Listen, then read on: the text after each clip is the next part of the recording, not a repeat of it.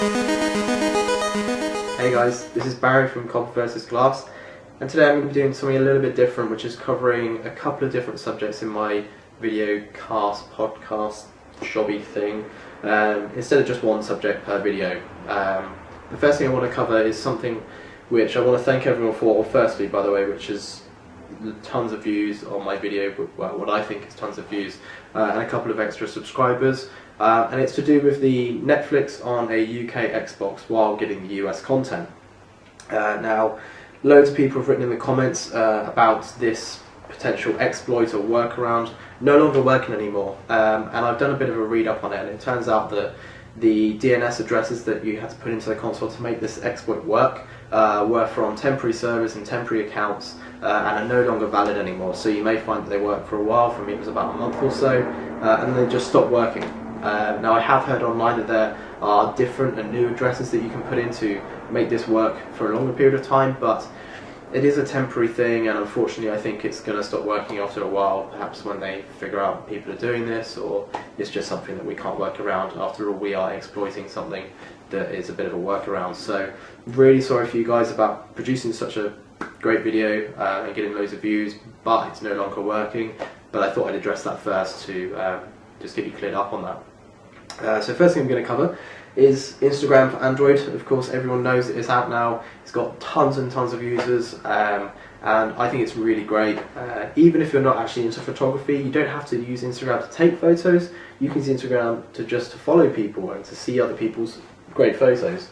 As we can see here, the interface pretty much identical to the iOS version. The only difference is, and the gripe I've got at the moment, is that there's no teardrop icon at the top of the taking the picture interface, which is of course the blur and tilt shift mechanism, which adds a lot of depth to photos. It's not actually there on the Android version yet. They have said in press releases that they are going to be adding that feature later on in updates, so fingers crossed that feature can't come soon enough, because I really miss it, and I think it's the only thing left out at the moment which makes the iOS version better. Nextly, I'm going to have a look at something pretty cool which I stumbled across, which is called Photo Timeline. Taking perhaps the name from Facebook on the timeline feature. It's a website powered by Google Images that just simply allows you to type in a search word, set some criteria, and it will show you a timeline in years based on the search you've done. So we'll give it a test. I've typed in Apple here, start year 1980, images per year 4. So let's have a look and see what it brings up. So we've got timeline from Apple 1980 to 1990. So starting off, we can see magazine covers, articles, old images. Some of the images you get in the results will be mislabeled and misyeared, because that's just how the metadata works, and it might not have been posted correctly in how the images are being pulled, but for the most part it does work pretty well. Now this is really great. Doing it for something like Apple, you can really see the visual difference in the computers that they made, the design language, and how it evolved over time. So this would be really good for perhaps doing research for a project of some kind. So getting up to the 2000s, we've got 2007 of course, which was the iPhone release, and going on to present day, and then we can even go into the future, which of course is silly things like this massive iPad. So that's Photo Timeline.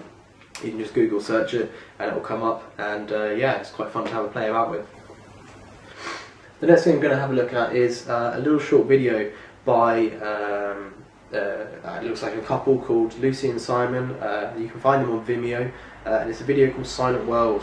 Now they use technology in here that I think is really cool. Basically, what it does, they've taken really long exposure photos, and it's actually technology that NASA uses to filter out noise in space images, space photography. So essentially you get a image of a very busy street area, and the buildings and everything that never moves is what's captured in the photo, but everything that moves, such as cars, people, and environmental aspects that move, are cut out. So you end up with this very kind of apocalyptic look at empty, busy spaces. So let's just have a very quick look at this. It's about 7 minutes long, so we won't watch the whole thing, but we'll have a look at some of it. The music's great as well, by the way, quite epic.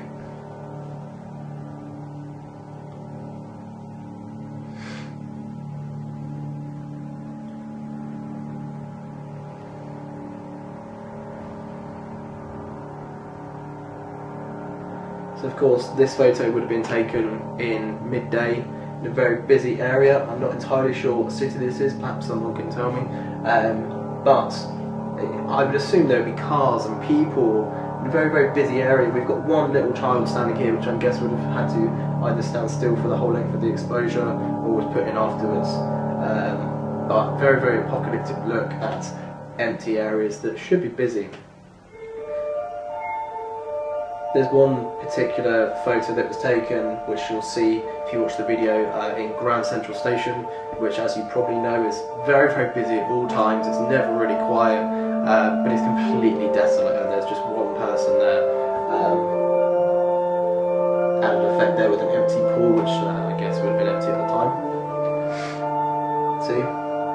That's a great photo, I think, because I went to Grand Central once and it was probably about 10 o'clock at night and it was heaving, absolutely rammed, so very interesting to see these spaces empty. So yeah, you can have a look at this. It's called Silent World by Lucy and Simon, and you can find it on Vimeo.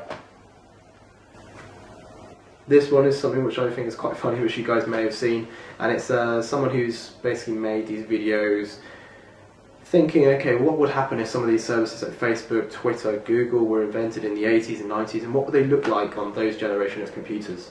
So this one is about Facebook and what it would potentially look like if it came out in, say, the 90s on a very old computer. So a lot of work's been done here to keep the graphical interface similar for the computers and a very kind of old look on a lot of their videos. Today is the future. In this episode, we are going to talk about the Facebook. The Facebook is a digital online internet computer website scene you can open with your website browser. This is a program that allows you to visit the world online. The Facebook is still under construction, but Wonders of the World Wide Web gives you a sneak preview. In the future, you can add friends you already know to your virtual network, but you can also add friends you don't know yet, although they are not really friends.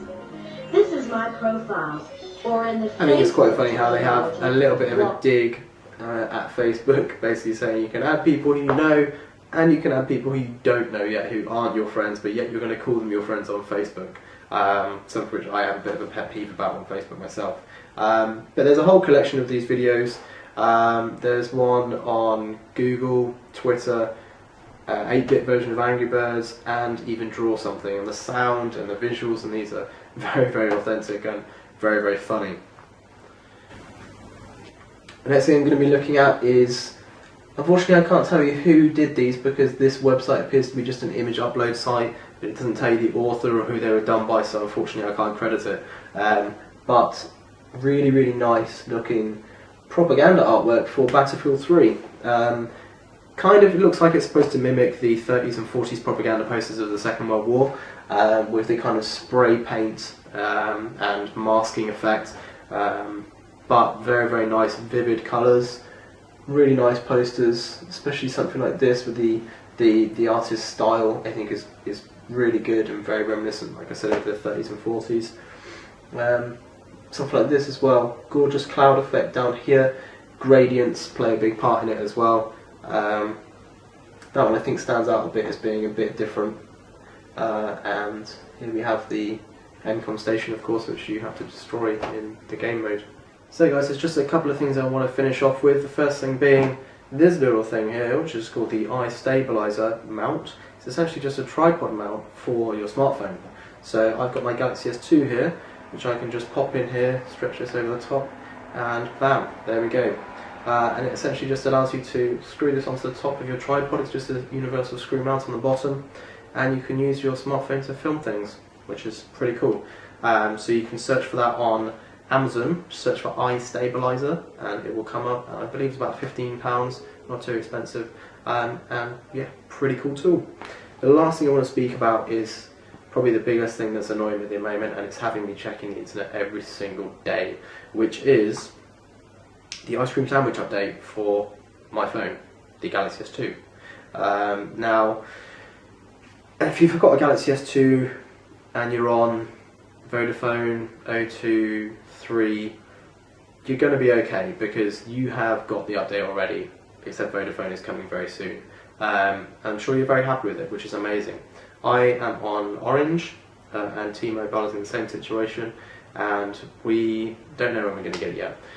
They've already said it could be October, not October, April, although it feels like it might be October. April, which is, I believe, over a month after they said it was originally going to come out, but it's down to testing on the network. Now, okay, that's fine, but the really annoying thing is that when I had my iPhone, which was actually the phone I had before this, I had a 3GS before this, an update came out, and 2 days later, everyone who had an iPhone could get it, as long as it wasn't a really old iPhone. So I can't speak to this too much. I'm not an engineer, I don't know the back-end processes and what testing actually needs to be done. But how can someone release an update and have it come out 2 days later or a week later for everyone to download freely? And Android has to come out and, oh no, sorry, we have to test it first. It's really, really annoying, and I know everyone on the internet has complained about it in big capital letters over every blog, forum and Twitter, and I haven't done it yet because I don't see the point. But it is very, very annoying. Now, I have seen Ice Cream Sandwich on the Galaxy S2 because someone at work has it as well, and it doesn't look any different, so I don't even know what I'm complaining about because Samsung has put Sense over the top, of course, so it doesn't look any different. But I'd still like to have it because it's a new update for what I consider the best Android phone on the market. So that's pretty much the last thing I want to talk about. Let's hopefully, fingers crossed, ICS comes to my phone very soon, and I'll obviously be putting together a review of it on my phone when it does come out. But yeah, that's it. I hope to be doing more videos like this soon about multiple subjects in one video, and kind of putting out maybe 1 or 2 major videos a week. But yeah, let me know what you think, and I'll catch you guys later. See ya.